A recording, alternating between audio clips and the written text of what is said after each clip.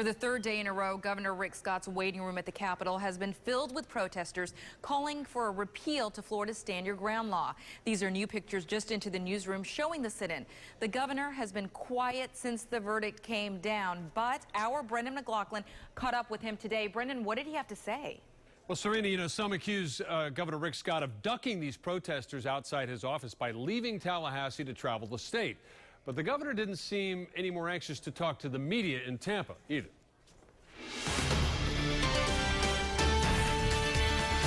Like many of his press conferences, Governor Rick Scott wanted to talk about one thing. The press wanted answers on something totally different.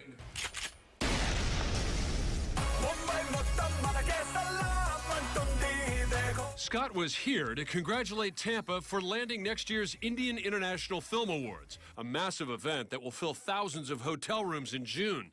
The press conference today was intended to discuss that victory. Black Mother's Son. But the more pressing and immediate news story was in Tallahassee, where a group of protesters calling themselves Dream Defenders are for a third day outside the governor's office demanding he work to repeal Florida's Stand Your Ground law and to fight racial profiling. Governor Chris would have done it. Right. And Governor Bush would have done it. Right. Because it's about leadership. Right. So, Governor, come home, meet with these students. Back in Tampa, after a very brief mention of Bollywood, Does anybody else want to add anything? All right. I'll be glad to take any questions. Scott was asked if he'd consider a repeal of Stand Your Ground. He cited a task force that studied the issue last year. They concluded that we didn't need to make a change to the law, and I agree with their conclusion. Thank you. Yep.